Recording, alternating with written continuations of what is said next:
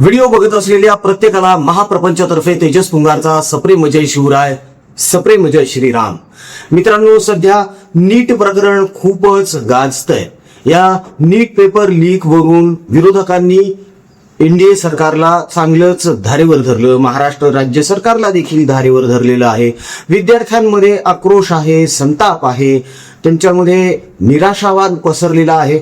सगळं काही मान्य आहे. खरं तर या गोष्टी होणं हे विद्यार्थ्यांच्या भविष्याच्या दृष्टिकोनातून अत्यंत घातक असं आहे. यावर आळा असलाच पाहिजे, यावर बंधनं आलीच पाहिजे आणि असले प्रकार होता अजिबातच कामा नये.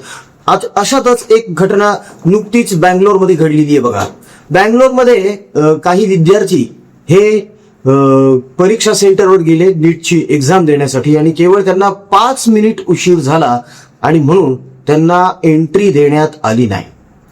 एंट्री देण्यात आली नाही का? तर फक्त 5 मिनिट उशीर झालाय. त्या मागची घटना थोडी वेगळी आहे मित्रांनो. त्यापैकी एक विद्यार्थिनी अशी आहे की जिने तिचा एक्झाम पेपर हॉल तिकीट जे असतं ते डाउनलोड केलेलं होतं आणि त्या डाउनलोड केलेल्या हॉल तिकीटवर तिला जे एक्झाम सेंटर देण्यात आलेलं होतं ती तिथे पोहोचली.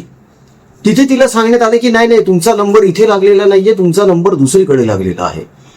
आणि मग तिकडून परत ती मुलगी दुसऱ्या एक्झाम सेंटर पर्यंत गेली, पण तिथे जाईपर्यंत तिला उशीर झालेला होता आणि उशीर झाला म्हणून तिला एंट्री देण्यात आली नाही. आता तुम्ही एक गोष्ट नीट लक्षात घ्यायचं. बघा, सरकारवर टीका करणं किंवा सरकारची उणीधुणी काढणं किंवा सतत दोष काढणं हा भामटेपणा आहे. हा विरोधकांचा भामटेपणाच आहे. मात्र जिथे खरंच बोललं गेलं पाहिजे ना, तिथं बोललं गेलंच पाहिजे. पहिले तर नीट प्रकरण हे मोठं आहे, खूप लार्ज आहे. हे व्यापम सारखंच असू शकतं बरं का. आता याची पाळमुळं कशी खणली जातात हे येणारा काळ उत्तर देईलच आपल्याला. मात्र यामध्ये बघा, 5 मिनिट उशीर झाला त्या मुलीला म्हणून तिला एक्झाम सेंटरमध्ये जाऊ दिलं नाही. मात्र इथे ट्रेन कधी वेळेवर येणार नाहीत, बसेस वेळेवर येणार नाही, तुमच्या सोयी सुविधा तुम्हाला वेळेवर मिळणार नाही, गेलेली लाईट परत वेळेवर येणार नाही. याला जबाबदार कोणाला धरायचं आपण? यासाठी कोण जबाबदार आहे? यंत्रणाच जबाबदार आहे ना, प्रशासनच जबाबदार आहे ना. आणि अशा गोष्टींवर, अशा मुद्द्यांवर चर्चा ही झालीच पाहिजे मित्रांनो. अशा गोष्टींवर आपण बोलायलाच पाहिजे. आणि आपण जर बोललो नाही तर या गोष्टी या लोकांपर्यंत पोहोचणार तरी कशा? बरं, सुधारणा होतच नाहीयेत अशातला काही भाग नाहीये. सुधारणा होत आहेत की. बघा, पेपर लीक प्रकरण झालं नीटचं, त्यानंतर ती परीक्षाच केंद्र सरकारने रद्द करून टाकली. धर्मेंद्र प्रधान यांचा राजीनामा मागण्यासाठी ती कॉकरोच जनता पार्टी उभी राहिली. मग त्यांनी जंतर मंतरमध्ये आंदोलन चालू केलं. पण याच केंद्र सरकारने 1 महिन्यानंतर लगेचच नीटची पुन्हा परीक्षा घ्यायला लावली. म्हणजे ती आयोजित केली, अरेंज केलं सगळं काही. मग त्या राज्य प्रशासनाला सांगितलं की तुम्ही तुमच्या लेवलला आता सुरू करा म्हणून. मात्र यामध्ये सुद्धा काही जण राजकारण शोधायला लागलेले आहेत. आता सुरुवातीला मी तुम्हाला काही व्हिडिओ दाखवणार आहे की कशा प्रकारे आपल्याकडचे काही राजकारणी भामटेपणा करत आहेत, हलकटपणा आणि नीचपणाचा कळस गाठत आहेत. होय, हे निव्वळ राजकारणच आहे आणि कुठल्याही प्रकारे प्रशासनाला अडचणीत आणायचं आणि प्रत्येक गोष्टीला मोदींना जबाबदार धरायचं, हा फंडा, हा अजेंडा हे लोक राबवत आहेत. यामध्ये डीप स्टेटचा हात आहे हे आता उघड झालेलं आहे. यांना फंडिंग यायला लागलेलं आहे मित्रांनो. बघा, काय दुर्दैव आहे ना, ह्या असल्या झुरळांना फंडिंग मिळत आहे. तेही कशासाठी? तर पिझ्झा बर्गर खाण्यासाठी, कोल्ड कॉफी पिण्यासाठी. तिथे जंतर मंतरवर आंदोलन करत असतात. आणि इथे मराठवाड्यामधले आपले शेतकरी बांधव कुटुंब जे आहेत, जे अजूनही आभाळाकडे डोळे लावून बसलेले आहेत. काल कुठेतरी जालन्यात पाऊस झाला, संभाजीनगरात अजूनही पत्ता नाहीये पावसाचा. मराठवाडा ओसच पडलेला आहे. खूप भीषण परिस्थिती आहे मित्रांनो. या गोष्टींसाठी फंडिंग नाहीये. इथे कोणीच मदत करू शकत नाहीये का? म्हणजे फक्त अराजक पसरवण्यासाठीच पैसा वापरला जावा का? एखाद्याची मदत करण्यासाठी, एखादं आपलंच शेतकरी कुटुंब, आपलंच हिंदू कुटुंब उभं राहण्यासाठी, त्यांना संकटातून बाहेर काढण्यासाठी कोणी समोर येणार आहे की नाही? हा पण एक खूप महत्वाचा प्रश्न या निमित्ताने निर्मित होतो, उपस्थित होतो. मी तुम्हाला काही फुटेजेस दाखवणार आहे मित्रांनो आज, आणि त्या निमित्ताने काही प्रश्न देखील आपण चर्चेला घेणार आहोत. मात्र त्या अगोदर एक विनंती आहे, आपल्या या दुष्काळग्रस्त शेतकरी बांधवांसाठी, माता भगिनींसाठी, त्यांच्या लेकरांसाठी, गुराढोरांसाठी, आपल्या कर्करोगग्रस्त रुग्णांसाठी आणि त्यांच्या हालाकीच्या परिस्थितीत असलेल्या नातेवाईकांच्या भोजनासाठी जर आपल्याला काही सहकार्य योगदान करता येऊ शकेल तर निश्चित करा मित्रांनो. कारण अराजक पसरवणाऱ्यांना पैसे देऊन काय होणार आहे हो, त्यापेक्षा अशा लोकांना देऊ जे कष्टकरी आहेत, जे मेहनत घेतात. तेव्हा दिल्या गेलेल्या जीपे फोन पे क्रमांकावर आपल्या इच्छेनुसार, मर्जीनुसार आतापर्यंत आपण जसं सहकार्य आणि योगदान देत आलेलं आहात तसंच द्या. ट्रान्झॅक्शन केल्यानंतर त्याचा स्क्रीनशॉट व्हॉट्सअपवर परिवाराच्या नक्की पाठवा, म्हणजे त्याचा व्यवस्थित ट्रॅक रेकॉर्ड आपल्याला ठेवता येईल आणि आपण हे सगळं कार्य कसं करत आहोत हे तुमच्यापर्यंत आम्हाला पोहोचवता येईल. आता सगळ्यात प्रथम आपण बघूया की त्या मुली तिथे जेव्हा सेंटरवर गेल्या तिथे नेमका काय प्रकार घडलाय.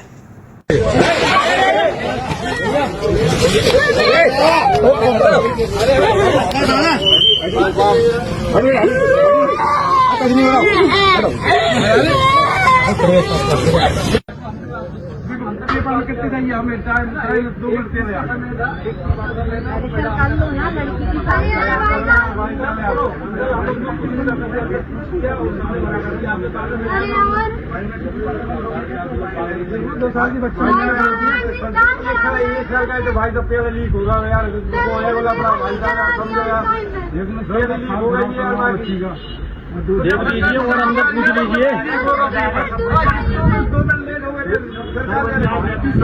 बच्चे वैसे ही डिप्रेशन में चल रहा है, कर लीजिए. हमें कोई मतलब देख लो यार भाई साहब, भाई साहब नहीं हो पाएगा. हमने वहाँ भाई साहब हमने वहाँ नहीं हो पाएगा, निकालो भाई साहब करना पड़ेगा. नहीं भाई ऐसे नहीं होता कि नहीं हो पाएगा, इसलिए हो जाएगा यार. हम 15 मिनट भाई साहब हो गया तो भटक जाओ में लगी यार. सरकार की नहीं बैठा नहीं, सरकार जब तक हो रही जब लीक भाई साहब लीक भाई जब हो रही. नेमका काय प्रकार घडलेला आहे, काय घटना घडलेली आहे हे आपल्या लक्षात आलेलं आहे का. हे विद्यार्थी तिथे एक्झाम सेंटरवर पोहोचले, त्यांना एंट्री दिली गेली नाही. त्या एका विद्यार्थिनीचे वडील हे अक्षरशः तिथे बेशुद्ध होऊन पडले, तिने टाहू फोडला आणि तिथेच एका पालकांनी आपलं मत व्यक्त केलं, आपला आक्रोश जाहीर केला. त्यांनी स्पष्टच सांगितलं ट्रॅफिक जाम आहे. आणि हा ट्रॅफिक जाम कशामुळे आहे तर कर्नाटकाच्या बँगलोरमध्ये हा घडलेला प्रकार. याच बँगलोरमध्ये या एक्झाम सेंटरच्या जवळपासच या काँग्रेसींनी आंदोलन उभं केलं होतं. हे तिथे निषेध मोर्चे काढत झोपले होते, ट्रॅफिक ब्लॉक करत. कसं पोहोचायचं विद्यार्थ्यांनी, आणि वरतून हेच म्हणणार की बघा बघा नरेंद्र मोदी सरकार यांना विद्यार्थ्यांशी काहीच देणं घेणं नाही. अहो देणं घेणं तर तुम्हाला नाहीये. सगळ्यात महत्वाचा मुद्दा हा आहे मित्रांनो की नीट परीक्षा होणार हे 1 महिना अगोदरच जाहीर झालेलं होतं. तारीख जाहीर झालेली होती, वेळ जाहीर झालेली होती, दुपारी 2 वाजता पेपर होता. मग या लोकांना 2 नंतर मोर्चा नव्हता काढता येत का, 2 नंतर आंदोलन करता येत नव्हतं का. विद्यार्थ्यांना जाऊ द्यायचं असतं एक्झाम हॉलला आणि मग करायचे ना धिंगाने रस्त्यावर. काय करायचे ते, आयुष्याचं नुकसान होतंय विद्यार्थ्यांच्या, त्यांच्या पालकांचं. अहो किती कष्ट करून लोक शिकवतात हो पोरांना. या नालायकांना काहीच वाटत नाही. आंदोलनकर्त्यांना काही गरज होती का काँग्रेसला तिथे आंदोलन करण्याची आणि निषेध नोंदवण्याची. दुसऱ्या दिवशी करता येऊ शकलं असतं. काय प्रॉब्लेम होता. एरवी तर रोजच चालू असतं ना यांचे काही ना काही नाटकं. आता यातच एक मोठी गोष्ट बघा काय घडलेली आहे जी की कसं असतं ना, जाणीव असावी लागते काही गोष्टींची जी काँग्रेसला अजिबातच नाही. काँग्रेसने तिचा नीचपणा दाखवून दिलेला आहे. आता त्या पेपरच्याच दिवशी दिल्लीमध्ये दिल्ली एअरपोर्टवर पंतप्रधान नरेंद्र मोदी यांचं आगमन झालं. किती वाजता, 1:15 दुपारी. त्यांना जायचं होतं त्यांच्या निवासस्थानाकडे म्हणजे पंतप्रधान आवासकडे. मात्र मोदी गेले का? नाही. 1:15 ते 2:05 नरेंद्र मोदी हे विमानतळावरच थांबले. त्याचं कारण आहे की जर मोदी आपल्या निवासस्थानाकडे निघाले असते ना तर त्यांचा कॉन्व्हॉय निघाला असता आणि कॉन्व्हॉय निघाला असता तर ट्रॅफिक जाम होण्याची शक्यता होती, अडवणूक झाली असती लोकांची. नरेंद्र मोदी यांनी हा डिसिजन घेतला की नाही, आधी विद्यार्थ्यांना एक्झामला जाऊ द्या, मग मी निघेन. आणि जेव्हा 2:05 झाले तेव्हा नरेंद्र मोदी यांचा कॉन्व्हॉय एअरपोर्टवरून त्यांच्या आवासाकडे निघाला. तरी सुद्धा हे मोदींना नाव ठेवतात. यांना एवढी अक्कल नाहीये की आपण दुसऱ्या दिवशी आंदोलन करू शकतो, निषेधच करायचा. अरे तुम्ही तर निषेधच करत आले ना 2014 पासून. एक दिवसानं काय फरक पडला असता तुमचा? म्हणजे हा तसाच प्रकार झाला बघा. गौरी गणपती बसलेले होते आपल्याकडे आणि अख्खी मुंबई मराठा आंदोलनाच्या नावाखाली काही जणांनी विठीच धरून ठेवली. आता हे खरंच आंदोलक होते का? वाईन शॉपवर रांगा लागलेल्या आहेत तिथे. आता तुम्हाला जंतर मंतरवरचा एक ना व्हिडिओ दाखवतो. तो जो झुरळ अमेरिकेतून आलेला अभिजित दीपके यानं याचे अकलेचे कसे तारे तोडलेले आहेत ना ते सुद्धा एकदा बघून घ्या. नहीं बोलेंगे आप, कांग्रेस में नहीं बोल रहे हैं आप अभिजीत भाई. सर जिस दिन कांग्रेस की केंद्र में सरकार होगी उस दिन कांग्रेस के खिलाफ बोलूंगा ना. तो बोल दीजिए कि गलत हुआ, नहीं करना चाहिए था कार्यक्रम. गलत ये हुआ है कि पेपर लीक हुआ है, वो गलत लगा है. लेकिन बेंगलुरु में जो भारतीय जनता पार्टी आरोप लगा रही है कि कांग्रेस पार्टी की रैली या कार्यक्रम की वजह से तमाम छात्र जो हैं वो रोने लगे, समय से अपने एग्जाम सेंटर पर नहीं पहुंच पाए. सरकार किसकी है? सरकार किसकी? नीट एग्जाम कौन ले रहा है? केंद्र सरकार लेने दोगे? कांग्रेस की रैली या कार्यक्रम. अरे यार सरकार किसकी है? आप लोग क्यों दूसरों को टारगेट? सरकार किसकी मुझे बताइए. देश सरकार तो वहाँ कांग्रेस की है. एक रिपोर्टरने त्याला साधा प्रश्न केला की बँगलोरमध्ये नीट परीक्षेच्याच दिवशी काँग्रेसने आंदोलन का केलं? हा जबाबदार धरतो केंद्र सरकारला. हा म्हणतो की आज ते सत्तेत नाहीये, जेव्हा राहुल गांधी सत्तेत येतील तेव्हा आम्ही त्याला सुद्धा प्रश्न विचारू. म्हणून अरे तो उत्तर देण्याच्या लायकीचा तरी आहे का तो माणूस? त्याला काहीतरी माहितीये का? एनसीसीचा लॉंग फॉर्म पण माहित नाही. बरं ही झुरळ गँग सुद्धा तसलीच आहे. हे सगळेच्या सगळे हे कुठून जमा झालेले झुरळ काही कळायला मार्ग नाही मित्रांनो. हा अमेरिकेतून शिकून आलेला आहे असं म्हटलं जातं, मात्र याचं शिक्षण झालंय का खरंच? इथेच नेमका प्रश्न माझ्या मनामध्ये निर्माण झालेला आहे. आता हे बघा, याचं म्हणणं असं आहे की केंद्र सरकारची ही चूक आहे म्हणे.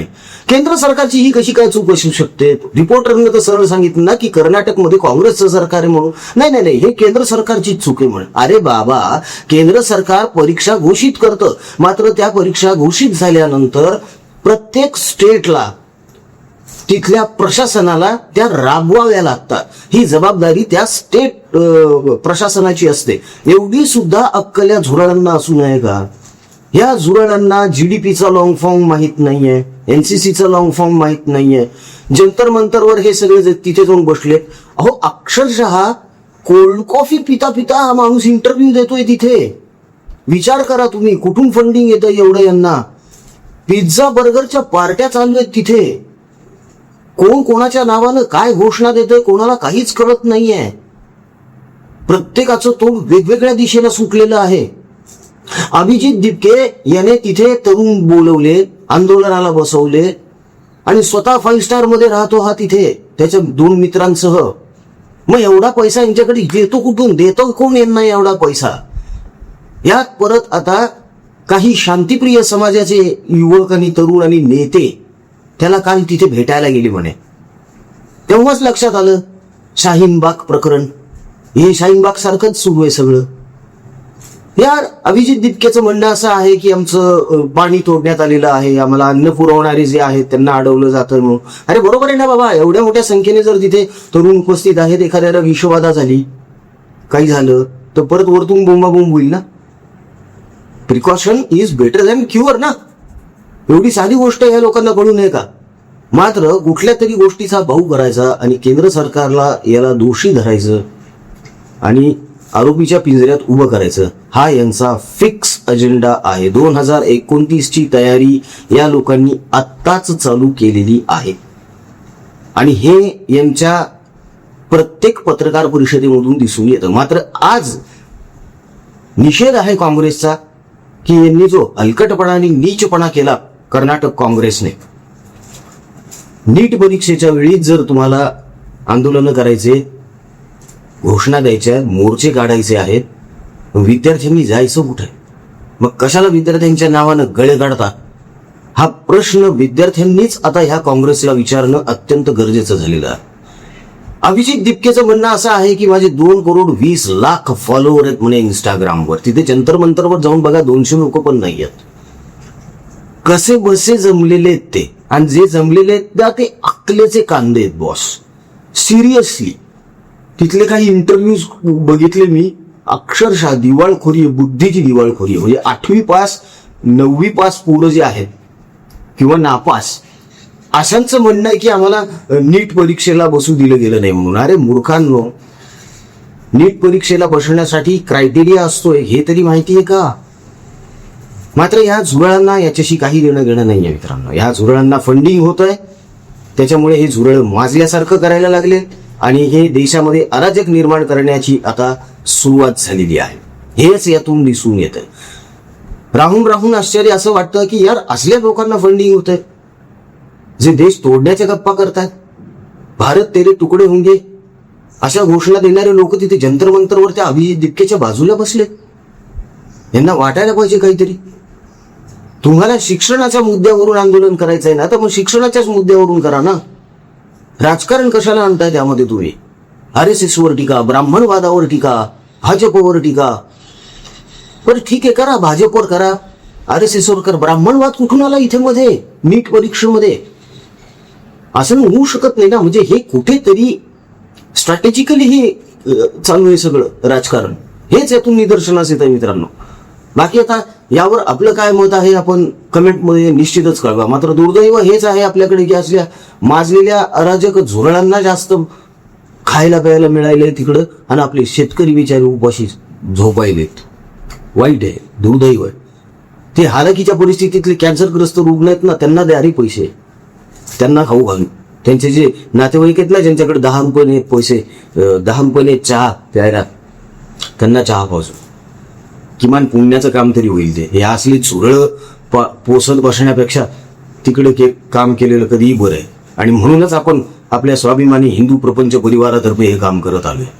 तेव्हा मित्रांनो, आपल्या या बळीराजासाठी, शेतकरी राजासाठी, त्याच्या लेकरांसाठी, कुटुंबासाठी, त्या रुग्णांसाठी आणि नातेवाईकांसाठी जर आपल्याला काही सहकार्य आणि योगदान देता आलं तर निश्चित द्या. जीपे, फोनपे क्रमांक आपल्या समोर आहेत.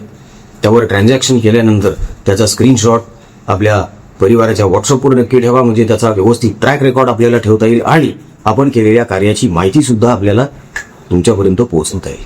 तेव्हा मन मोठं करा आणि पुढे या मित्रांनो. आपल्याला अराजक निर्माण करायचं नाही आहे, आपल्याला माणुसकी निर्माण करायची आहे. आपण सुरळ नाही आहोत, तर आपण माणूस आहोत. म्हणून रामाचं नाव घेऊन या कामात सहभाग नोंदवा. व्हिडिओ कसा वाटला कमेंटमध्ये निश्चित कळवा. आमचा कमेंट बॉक्स तुमच्या प्रतिक्रियांची आतुरतेने वाट बघत असतो. तेव्हा पटापट कमेंट्स करायला सुरू करा. जय हिंद, जय महाराष्ट्र, वंदे मातरम, जय शिवराय, जय शंभूराजे, जय भवानी, जय जगदंब, भारत माता की जय, जय श्रीराम.